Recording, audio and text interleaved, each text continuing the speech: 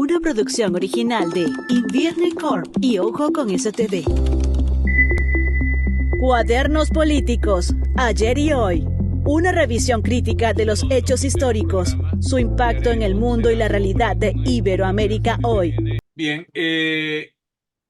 hemos identificado ahora otro elemento que torpedea la democracia. Como vemos, la democracia está llevando torpedos por todos lados. Y uno de los aspectos clave que vamos a tocarlo ahorita de seguidas es el tema de cómo el crimen organizado ha estado penetrando mm, algunos regímenes políticos, algunos sistemas políticos en América Latina. Tuvo esa experiencia del narcotráfico influyendo contundentemente en el estatus, en los sistemas políticos en Colombia, por Colombia. ejemplo, en México. Mm. Igualmente los carteles mexicanos que prácticamente quitaban y ponían gobernadores, etcétera. Y entonces ese elemento, ese tercer elemento también viene a estar presente. Y entonces vemos cómo algunos de los gobiernos en América Latina, y con eso te doy la palabra, Viviana, están como que, digamos, como que focalizando su acción en grupos delictivos. En el caso de Centroamérica lo estamos viendo, en los últimos días lo estamos viendo en Ecuador. Parece que hay como que una oferta, o un dejo de acercamiento, de simpatía por esos esquemas, por esos nuevos esquemas. Lo veíamos quizás un poco en Milei en estos últimos días. Entonces, ahí vemos cómo y los derechos humanos de esas personas pasan a un segundo punto con aquel elemento que argumentalmente es maravilloso, ¿no? O sea, porque tú dices, yo antepongo los derechos humanos de las víctimas a los derechos humanos de los victimarios. Claro, Y claro. entonces ahí tú abres las puertas que pueda pasar cualquier cosa, porque la justicia entonces se relativiza en función de tu parecer, porque de repente muchas de esas personas pudiesen ser inocentes. Muchos son culpables, pero muchos son inocentes. Entonces, ¿cómo garantizas tú el debido proceso? ¿Cómo te cuadras con esa realidad en algunas realidades en donde esas sociedades efectivamente han padecido el impacto total de esos grupos delictivos? Y entonces por el otro lado, entonces tenemos a estados cuadrándose con elementos de narcotráfico y permitiendo una cantidad de elementos, caso Venezuela, por ejemplo, Claro. en donde prácticamente se habla de un estado delincuencial. Pues eso, que voltea, no solamente que voltea la mirada hacia otro lado, sino que en oportunidades son parte muy activas de esos cárteles y de esos elementos que definen la sociedad. Entonces, ¿cómo ves tú esa paradoja o Bueno, esas contradicciones o esa hablamos realidad? de una realidad, lamentablemente. Creo que hablamos en uno de los capítulos iniciales de nuestro programa de cómo años atrás en la globalización, por ejemplo, ya voy a llegar al punto, cuando se hablaba de las grandes corporaciones, se pensaba en lo inútil que se empiezan a transformar los sistemas políticos cuando tienes el poder instalado en la economía, ¿cierto? Hoy Exacto. hemos dado un paso más, ¿no? Podemos hablar de la irrelevancia de la política cuando el poder lo tiene el crimen organizado, ¿no? Porque hemos llegado a un Ujú. extremo, ¿no? En que el poder del crimen organizado se ha posicionado no solo dentro del Estado, sino que sobre el Estado y sobre el Estado policial. O sea, una vez que uno comprueba que las cárceles ya no son centros de reclusión, sino centros de operación, que es lo que pasó en Ecuador. Exacto. Sobre eso, ¿qué es lo que hay? ¿No? O sea, sobre eso, ¿cómo tú ejerces el poder del Estado, ¿cierto? De imponer el orden. ¿Qué instrumento te queda? ¿Qué institución te queda? Sobre eso no hay nada. O sea, a llamar a los marcianos o a Marvel podría ser, pero sobre eso no hay nada, ¿no?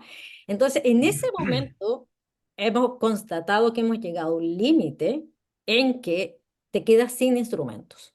Entonces, claro, estás sujeto a esta decisión, ¿no? Lo que decías tú, ok, Pero ¿quién es el que se queda sin instrumento? La sociedad. claro, claro, pero la percepción inicial es que ya no tienes nada y estás en un extremo, ¿no? Es como la decisión final, ¿no? Es donde tienes que tomar Ujú. una decisión difícil. Y sobre todo porque tienes el apremio de que estás frente a un acto violento, que fue lo que pasó en Ecuador. No, porque ya las percepciones que no es que tengas tiempo para deliberar, ya no tienes tiempo para pensar, solo tienes que reaccionar lo mejor posible, asumiendo el costo menor. Sí. Entonces, cuando hemos Y, llegado a ese nivel, es lo que despierta las alertas en los otros países, por ejemplo en Chile. Dice, oye, buena menet. O sea, tenemos que ver cuál es el nivel de avance y el nivel de poder del crimen organizado, cosa que no lleguemos a estar en una situación en que nuestra decisión final sea o respeto los derechos humanos del otro o respeto los derechos humanos de estos, ¿no? y cuando el delito está dentro del Estado. Ya estás cooptado. O sea, porque lo que estamos viviendo en Ecuador y en Centroamérica, fundamentalmente ¿cómo que se llama? Donde está el presidente Bukele, ahí estamos viendo una reacción del régimen político hacia una realidad de la sociedad que estaba sometida Mm. a un acuerdo de Malá, ¿no? E igualmente Ecuador, pues.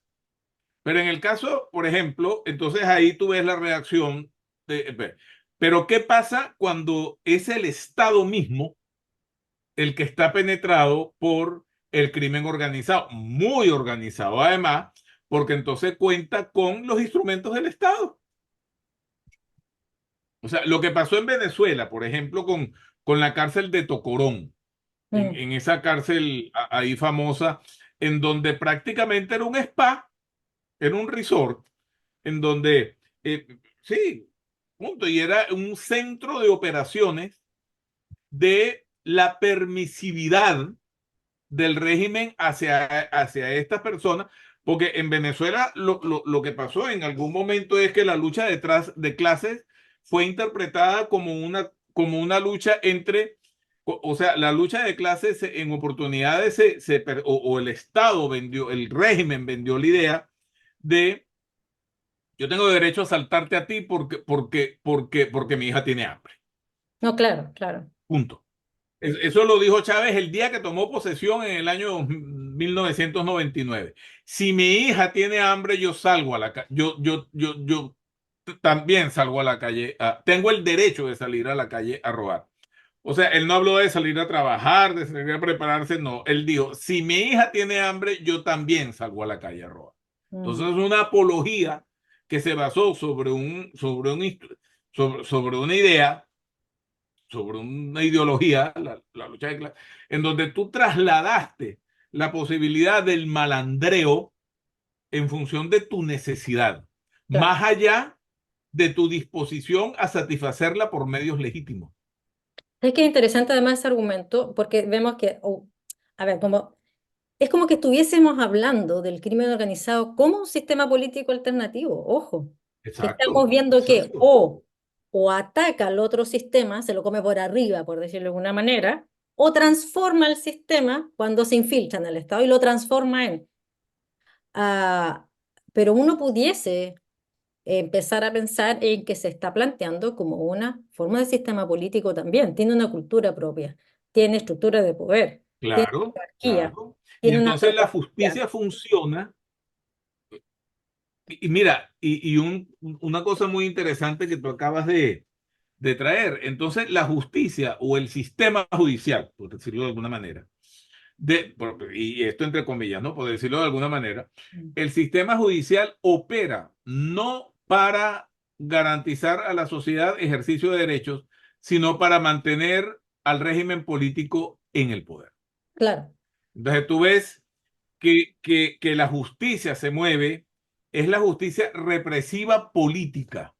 Ujú. Entonces todo se mueve en función de un atentado, en función de una, de un, de la organización de un golpe de Estado, en la organización de una rebelión, la Fuerza Armada, las Fuerzas Armadas son penetradas, no, o sea, y su misión entonces ya no es defender la soberanía territorial, etcétera, etcétera, y el Estado de Derecho y las leyes, sino su cometido es defender al régimen político, ni siquiera al Estado, El al régimen régimen político actúa. y, por supuesto, cada vez se diluye más Estado y régimen político.